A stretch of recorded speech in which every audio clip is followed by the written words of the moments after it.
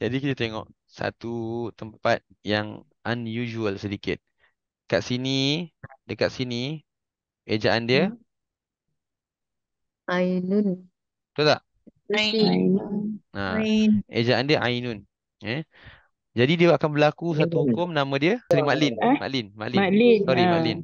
Ya. Maklin. Sebab apa? Sebab ya yang dimatikan oleh baris atas, kemudian di sebelah kirinya ada satu huruf, iaitu huruf nun yang dimatikan sebab kita berhenti ataupun terputuskan muqataah kan. Jadi Ya, Ustaz boleh cari sikit Ain. ML Ustaz, Maklin. So, dekat sini bila cakap Maklin apa harakat?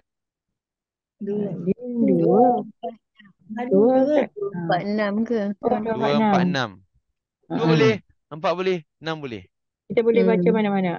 Ya, betul. Okey. Jadi itu tak ada masalah. Jadi boleh pilih. Okey. Okey. Jadi itulah dia. Okey.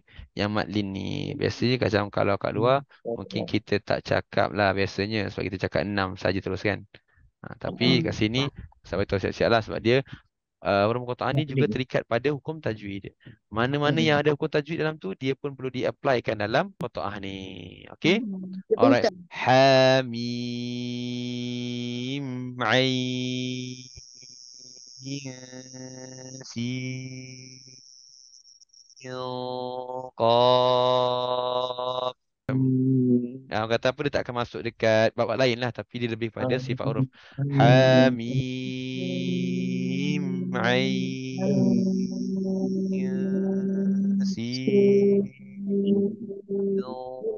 Qaf. Matikan itu. Okey. Jadi ain tu tadi, macam tadi ain tu bolehlah 4 tona harkat. Boleh. Boleh.